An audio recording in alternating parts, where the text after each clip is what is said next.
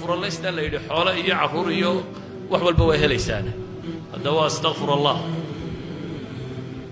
waxaa lay sheegaya inan yar oo soomaaliyeed oo muslima oo maraykan jooga oo shaqaysta oo yidhi maalintii 2,000 oo astaqfirullah baa sameeyaayo wax haba yaraatee nolosheeda isi hortaagaa ma jiraan. hooyaday baan maalintii dambe u imo dukaan haysata waxaan ku yidhi buu yidhi hooyo haddaad laftaada astaqfirullada badiso dukaanka wuu camirmaya. islaantiina way samaysay dukaankeedu baaba camirmay kuwa kale la dhaafaa. waxaan uga jeedaa marka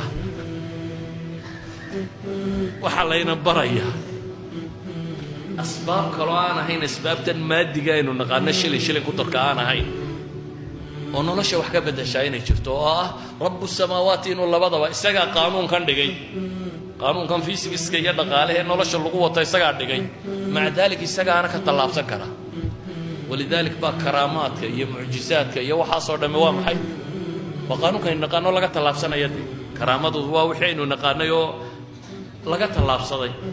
walidaalik suuraddani waxayna baraysaa markaa fitanka dhammaanteed, hadday fitna diineed tahay iyo hadday mid maal tahay iyo hadday mid cilmi tahay iyo hadday mid sulto tahayba in laga tallaabsan karo haddaad suuraddani manhajkeeda fahamtid oo ah qofka suuraddan akhriya adaa'a lahu nuurun baa la yidhi.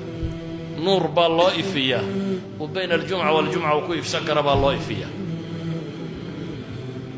waxaan leenahay suuradda tani waxay baraysaa qofka muslimkaa noloshu waxay leedahay wax laga boqo, waxay leedahay mushkilaad kaa hor yimaada, waxay leedahay mugdiyadu qalaq bay leedahay. waxay suuraddani ku baraysaa sakiinada, xasiloonida iyo tumaaniinada. iyo haddaad suuradda tan akhrido in qalbigu kuu xasilo oo aanay waxaas ku argagax gelinin.